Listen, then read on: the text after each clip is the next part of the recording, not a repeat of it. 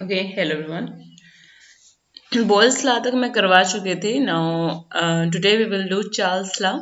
Okay, Charles law आपको बताता है टेम्परेचर और वॉल्यूम के बीच का रिलेशन। ठीक है, टेम्परेचर एंड वॉल्यूम। ओके, तो क्या कहता है चार्ल्स लॉ? देखो, ये इक्वेशन देखो, V t is equal to V naught plus t by 273.15 into V naught. So what is this V t? V naught है, व्हाट इज दिस टी? तो V t है आपका टी डिग्री सेल्सियस पर जो volume होगा gas का, वो V t है। And what is V naught? V naught is volume at 0 degree Celsius. ठीक है, 0 डिग्री सेल्सियस पर गैस का जो वॉल्यूम होगा that is V naught. Okay, t क्या है? Small t. Small t is your temperature in degree Celsius. Do remember it? Degree Celsius. ठीक है, ओके। तो उन्होंने ये रिलेशन दिया।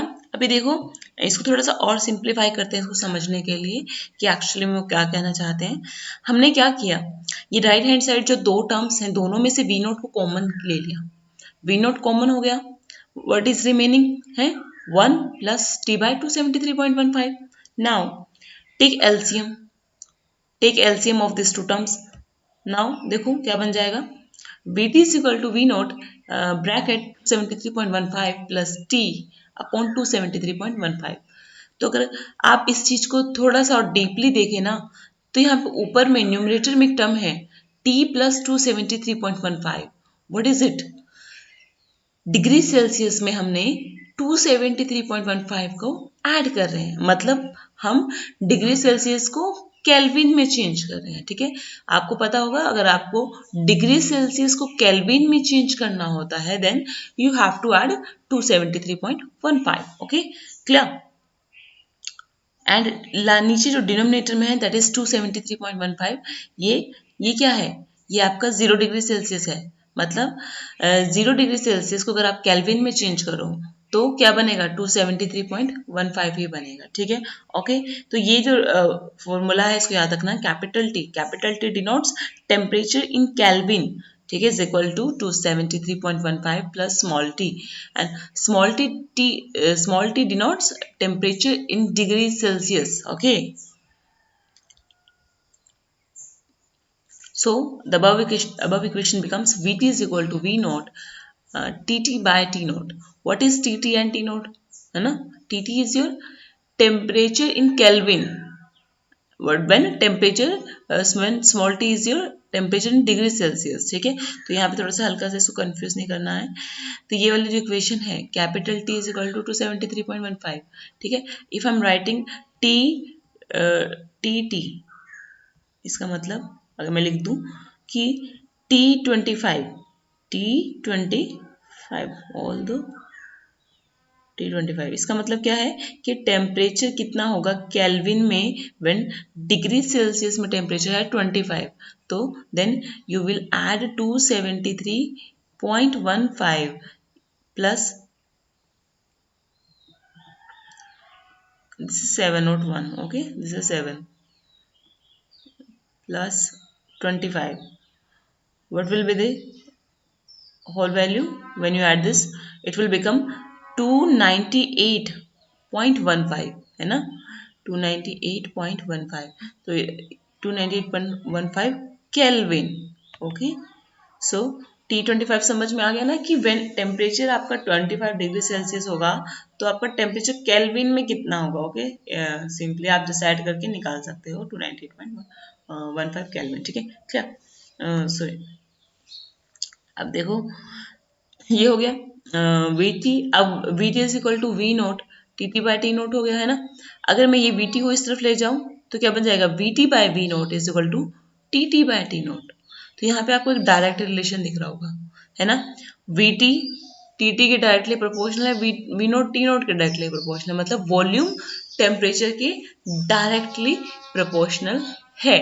ठीक है, तो बॉयल्स लॉ हमें वॉल्यूम और टेम्परेचर के बीच का रिलेशन बताता है, जबकि बॉयल्स लॉ जो हमने पहले पढ़ा था, बॉयल्स लॉ हमें प्रेशर और वॉल्यूम का रिलेशन बताता है।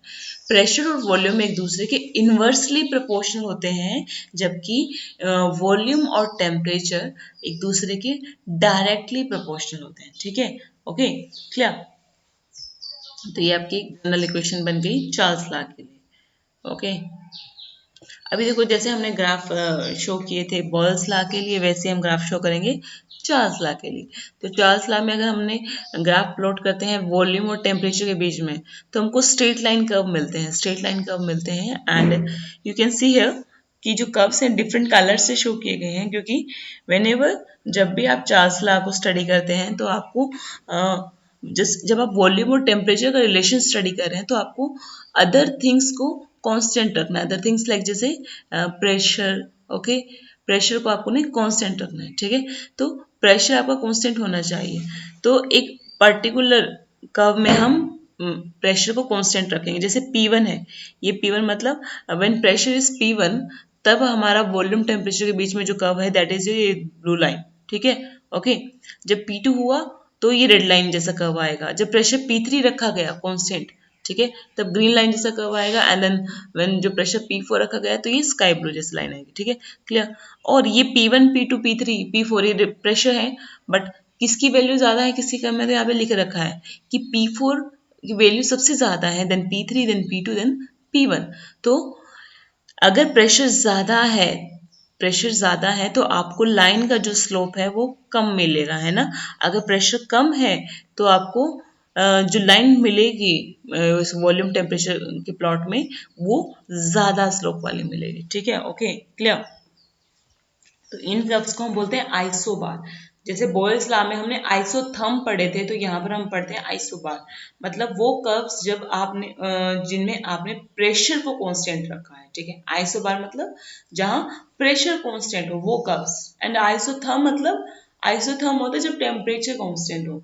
जब जो कर्व्स आप तब प्लॉट करते हो जब आपने टेम्परेचर कांस्टेंट रखा है। ओके,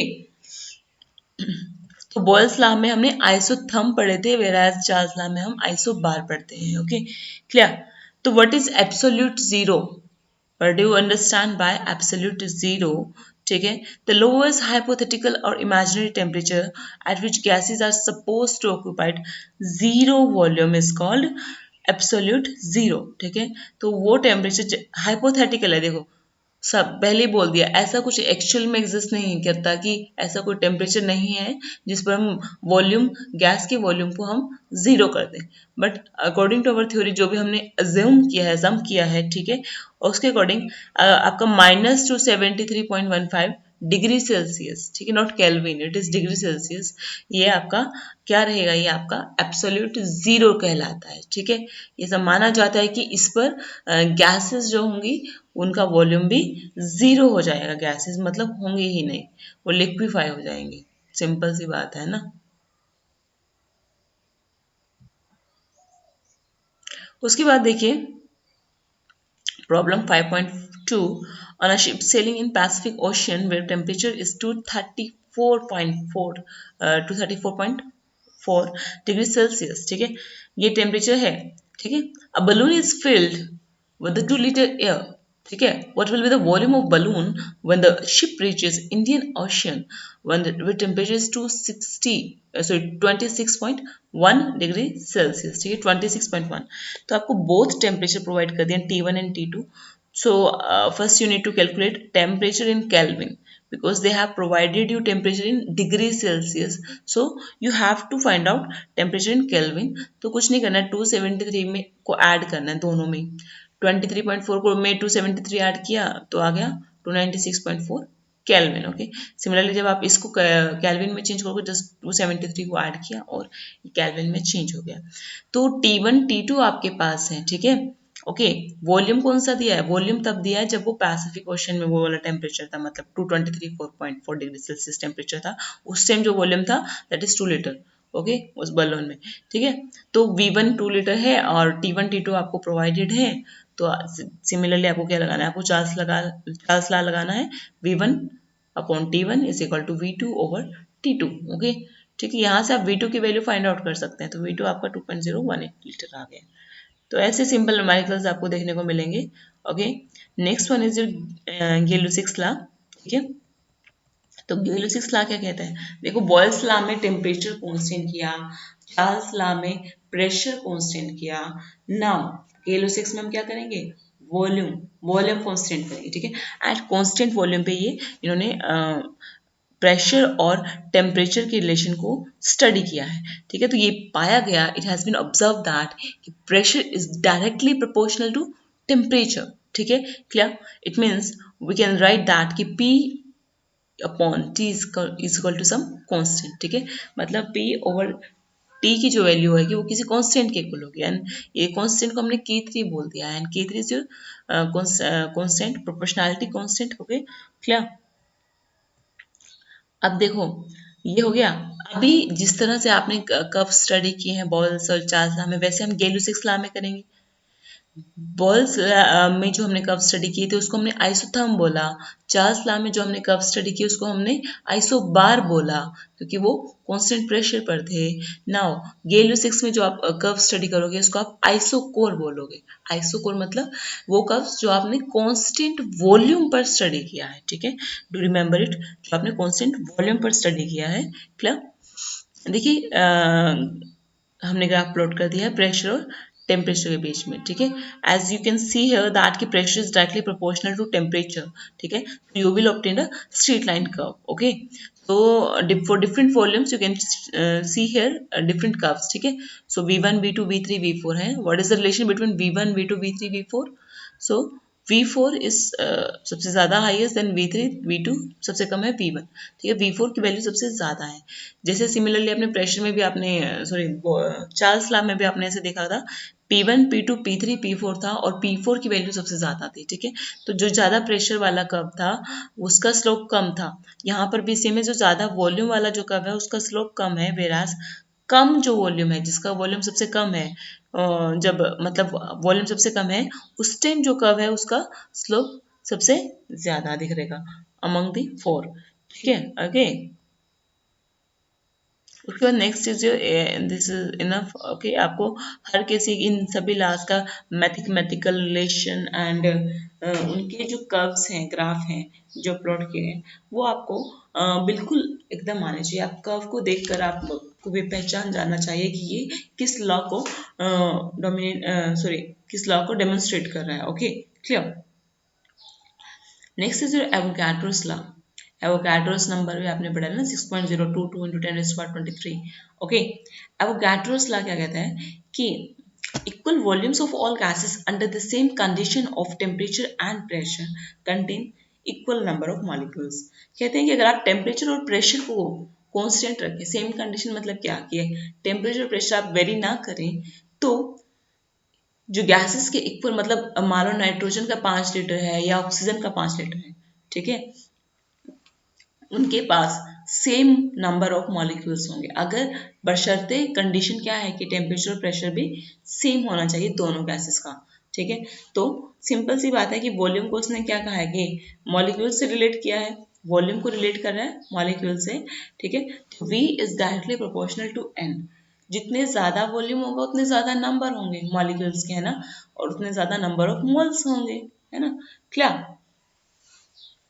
तो अगर हम प्रोपोर्शनैलिटी का साइन हटाएं तो हमें एक और कांस्टेंट इंट्रोड्यूस करना पड़ेगा, दैट इज K4। तो K3 किस में किया था? K3 किया था आपने गैलो-सिक्स लॉ में, K1 किया था बॉयल्स में, K2 किया था चार्ल्स में। चार्ल्स में तो करना नहीं पड़ा आपको, K3 and K4, okay. V is equal to K4N। और उसके बाद यहाँ पर देखो, तो standard temperature and pressure will have same volume.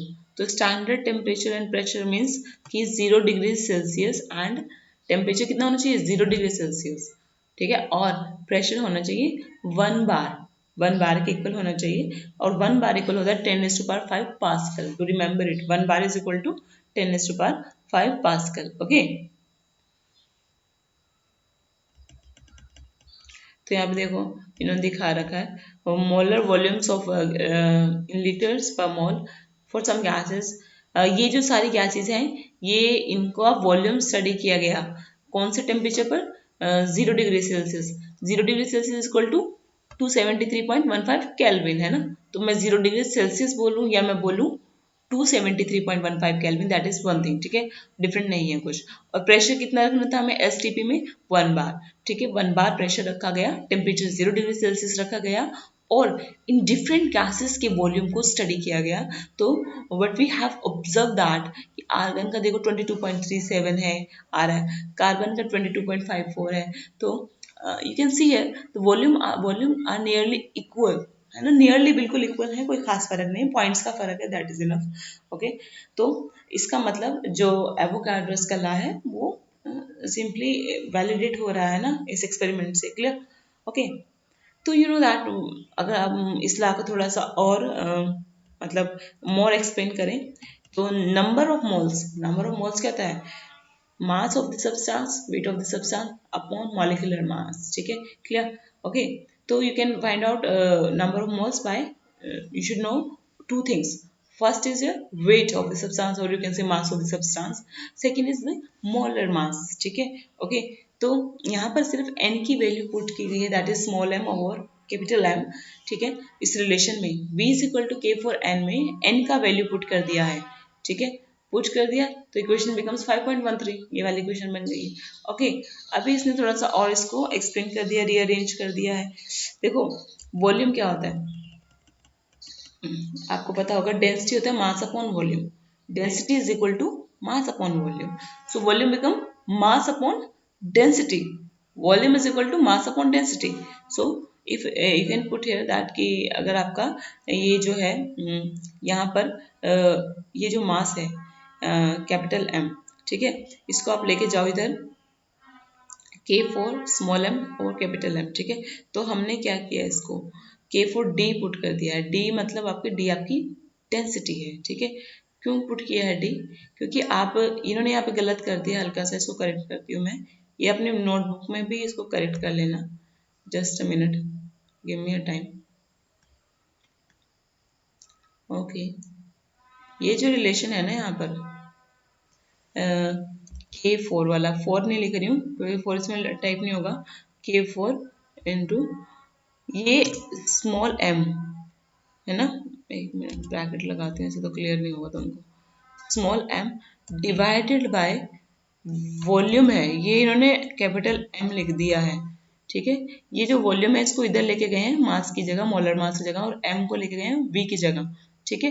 तो प्लीज करेक्ट इट, ठीक है, ये एनसीईआरटी में गलत हो गया, मतलब मेरे पास जो एनसीईआरटी की पीडीएफ है इसमें गलत है, I don't know about yours, ठीक है, चेक कर लेना, अगर गलत है तो इसको करेक्ट करना। तो M by V mass upon volume क्या हो गया, डेंसिटी होता है, ठीक है। तो इसको ये जो M है ये V है, ठीक है, तो मतलब ये इक्वेशन क्या बन जाएगी, K इंटू डी, ठीक है, K4 इंटू डी, 4 में टाइप नहीं कर सकती इसलिए मैं K लिख रही हूँ, ठीक है, तो K4 इंटू डी। ओके, उसके बाद देखो ये आपका इक्वेशन याद रखना, मतलब आपका ना इक्वेशन कैसे बनेगी, capital M is equal to K4 into density.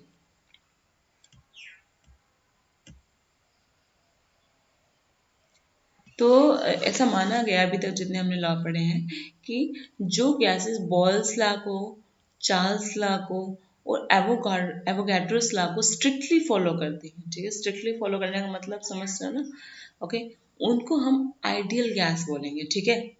जो गैसेस इन तीनों लॉज को, कौन कौन से, बॉयल्स लॉ, चार्ल्स लॉ और एवोगाड्रोस लॉ, इनको फॉलो करती हैं उनको हम आइडियल गैस बोलते हैं। और ये जो गैस, ऐसी कोई गैस अभी तक नहीं है, मतलब ये आइडियल गैस वाला जो कंसेप्ट है that is purely hypothetical, okay. हाँ, gases can behave nearly ideal but not exactly ideal, ठीक है। जैसे कि आप ह्यूमन बिहेवियर को देखो, है ना, ह्यूमन बिहेवियर आइडियल एकदम नहीं हो सकता, कोई भी ह्यूमन एकदम आइडियल नहीं हो सकता, सबके पास, सबके कुछ ना कुछ फ्लॉज होते हैं ना कुछ माइनस पॉइंट्स होते हैं, ठीक है, but we can approach to ideal behaviour, है ना, समर कुछ लोग ज़्यादा आइडियल बिहेवियर की तरफ अप्रोच करते हैं, कुछ लोग कम अप्रोच करते हैं, ना। सिमिलरली गैसेस का है, गैसेस भी आइडियल गैसेस की तरह कुछ गैसेस होते हैं जो ज़्यादा अच्छे से बिहेव कर सकती हैं, जैसे आइडियल गैसेस बिहेव करती हैं, कुछ गैसेस वो नहीं बिहेव करती हैं, है ना। तो एग्जैक्टली कंप्लीटली आइडियल कोई नहीं है, परफेक्ट कोई नहीं है, बट स्टिल जो गैसेस नहीं फॉलो करती हैं उनको हम रियल गैसेस बोलते हैं, मतलब जो आइडियल नहीं होती उन्हें हम क्या बोलते हैं, रियल गैस, ठीक है। ओके, तो रियल गैसेस जो होती हैं वो इन लॉज को अंडर सर्टेन स्पेसिफिक कंडीशन वो फॉलो कर जाती हैं, ठीक है। मतलब कुछ पर्टिकुलर कंडीशन, टेम्परेचर, प्रेशर, कोई कंडीशन हो गई जहां पर वो इस लॉस को फॉलो करेंगे, ठीक है। कौन? Real gas, okay. कि आइडियल गैस जैसा तो कुछ है नहीं, तो जो एग्जिस्ट करती है वो तो सब रियल है, ओके। तो हमने अब एक हम फाइनल इक्वेशन इंट्रोड्यूस करने जा रहे हैं फ्रॉम these थ्री लॉज, ठीक है। इन तीन लॉज की हेल्प से हम एक फाइनल इक्वेशन इंट्रोड्यूस किए जा रहे हैं, दैट इज फर्स्ट तो था बॉयल्स लॉ। बॉयल्स लॉ कह रहा है कि वॉल्यूम प्रेशर के इन्वर्सली प्रोपोर्शनल है। चार्ल्स लॉ कहता है कि वॉल्यूम टेम्परेचर के डायरेक्टली प्रोपोर्शनल है। और एवोगैड्रोस लॉ क्या कहता है कि वॉल्यूम के डायरेक्टली प्रोपोर्शनल क्या है? एन। तो देखो तीनों चीजों का रिलेशन किससे दिखा दिया? वॉल्यूम से दिखा दिया, है ना। तीनों चीजों का रिलेशन वॉल्यूम से। तो हम क्या कह सकते हैं कि volume is proportional to N T P, N T divided by P, क्योंकि एन से डायरेक्ट रिलेशन है, टी से डायरेक्ट रिलेशन है, जबकि पी से कैसा रिलेशन है? इनवर्स, ओके, इनवर्स रिलेशन है। तो हम लिख सकते हैं एन टी पी। अगर जब मैं प्रोपोर्शनैलिटी का साइन हटाऊंगी तो मेरी इक्वेशन बन जाएगी V is equal to R N T P, ठीक है। Okay, R N T upon P. R is the proportionality constant and N is the number of mole, T is your temperature, P is your pressure. Okay, clear? अगर P को इस तरफ लेके जाएं तो equation बन जाएगी PV is equal to nRT. तो please do remember, this is very important, PV is equal to nRT is your ideal gas equation. Okay, PV is equal to nRT क्या है? आइडियल गैस इक्वेशन है। It means those gases जो इस equation को follow करेंगी they will become ideal. But you know that ideal gas का जो concept है वो अभी तक हाइपोथेटिकल है, क्योंकि जितनी भी गैसेस हैं वो एक रियल गैस की तरह बिहेव करती हैं। आइडियल गैस की तरह रियल गैसेस कभी एग्जैक्टली बिहेव नहीं कर सकती, बट कुछ समवट कर सकती है। किसी पर्टिकुलर टेम्परेचर, प्रेशर की कंडीशन लगाने पर वो कुछ हद तक आइडियल गैस की तरह बिहेव कर सकती है, बट एग्जैक्टली बिहेव नहीं करेगी। And what is R? R is your universal gas constant. ये जो प्रोपोर्शनैलिटी का कांस्टेंट हमने लगाया ना, आर को हम बोलते हैं यूनिवर्सल गैस कांस्टेंट। आपने आर को सेकंड चैप्टर में भी देखा होगा, है ना। आर की वैल्यू रखते हैं 8.314, है ना। तो गैस कांस्टेंट इसको बोला गया था, ठीक है। वही आर है, वही कैपिटल आर है, okay.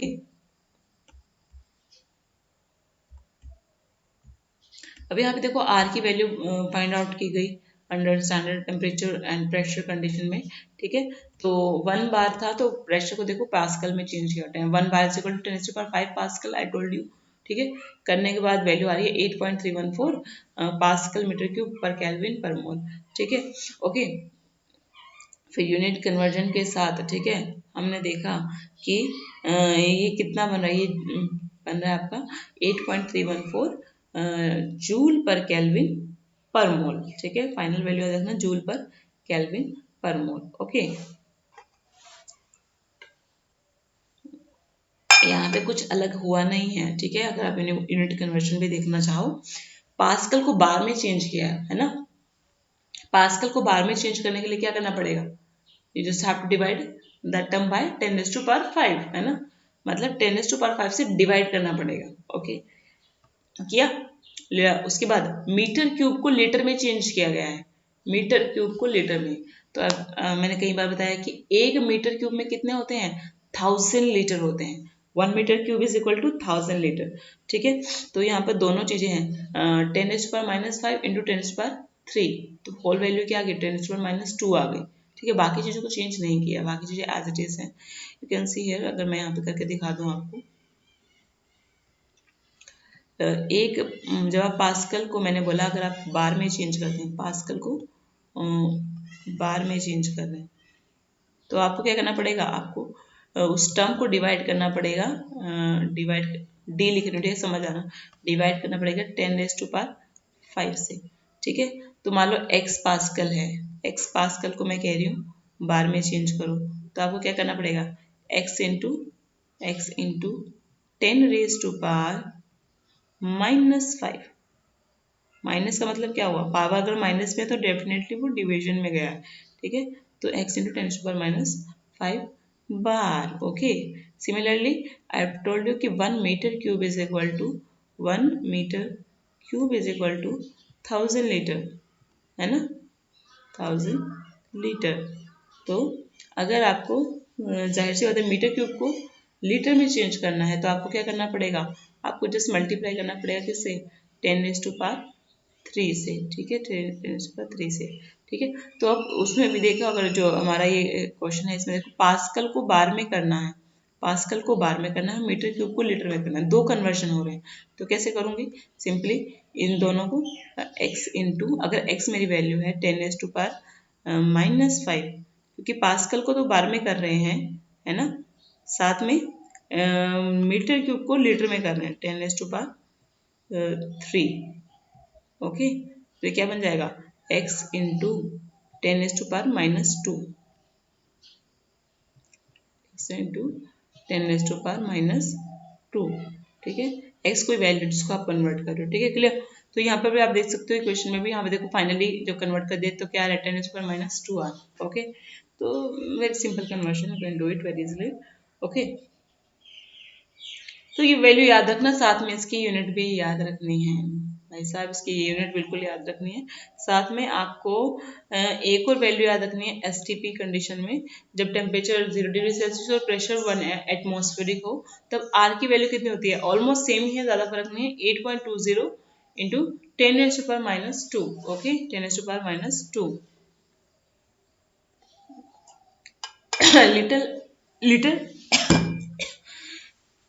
I'm sorry, little atmospheric पर केल्विन पर मोल, ठीक है, लीटर एटमॉस्फेरिक पर केल्विन पर मोल। यहाँ पर क्या था, बार लीटर था ना, यहाँ पे एटमॉस्फेरिक है, ठीक है, सिर्फ इतना फर्क है, उधर बार है इधर एटमॉस्फेरिक, ओके। और देखो लीटर और बार को जूल में कैसे चेंज किया पता है ना, 1 लीटर बार में 100 जूल होते हैं, 1 litre bar is equal to 100 joule, do remember it, 1 litre बार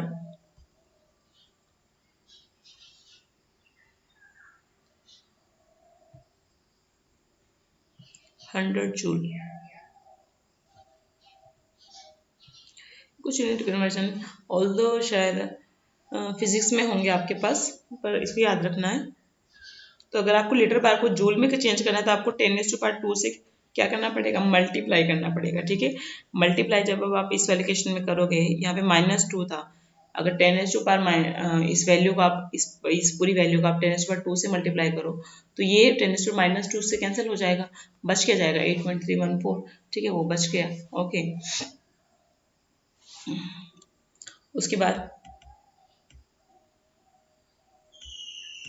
तो जो आइडियल गैस को हम इक्वेशन को जो मैंने बोला अभी, ये PV is equal to NRT, जो आइडियल गैस इक्वेशन है, क्योंकि हम इसमें हर उसकी चारों वेरिएबल्स के बीच में रिलेशन बता रहे हैं, उनकी स्टेट बता रहे हैं, गैस के क्या स्टेट है, तो इसको हम इक्वेशन ऑफ स्टेट भी बोलते हैं। ये PV is equal to NRT 5.17, ठीक है, इसको हम इक्वेशन ऑफ स्टेट भी बोलते हैं, ओके। यहाँ पर ये 5.19 आपने दो कंडीशन के अंडर इस इक्वेशन को डिस्क्राइब किया, जब प्रेशर पहले P1 था, वॉल्यूम V1 था, टेम्परेचर T1 था, और देन अगर प्रेशर P2 हो गया, V2 हो गया और T2 हो गया टेम्परेचर, ठीक है, तो P1 V1 इसको upon T1 equal to NR, P2 V2 upon T2 equal to NR। N चिन्ह है क्या, मतलब नंबर ऑफ मोल्स कांस्टेंट रखा गया है इस पर्टिकुलर कंडीशन में, तो वी कैन से दैट कि P1 V1 over T1 is equal to P2 V2 T2, अगर नंबर ऑफ मोल्स सेम है दोनों केस में तो P1 V1 upon T1 is equal to P2 V2 over T2, इसको हम बोलते हैं कंबाइंड गैस लॉ, इसे हम क्या बोलेंगे, कंबाइंड गैस लॉ, ओके। एक क्वेश्चन कर लेते हैं हम इसके ऊपर, ठीक है, सिंपल था। 25 डिग्री सेल्सियस पे and 76 mm of HD pressure दिया है, occupy 600 ml volume, what will be its pressure at height where temperature 10 degree Celsius, ठीक है। तो वहां पर पूछा है प्रेशर P आपसे पूछा गया है, टेम्परेचर आपको दे दिया है 10 डिग्री सेल्सियस, वेयर वॉल्यूम कितना है 640 ml। तो यू कैन सी हेयर कि आपको यहाँ पे दो टेम्परेचर दिए हैं और वॉल्यूम भी दो दिए हैं और प्रेशर आपको एक दिया है और दूसरा प्रेशर आपसे पूछा है ना, दो टेम्परेचर दिए हैं, दो वॉल्यूम दिए हैं और प्रेशर एक दिया है, दूसरा पूछा है।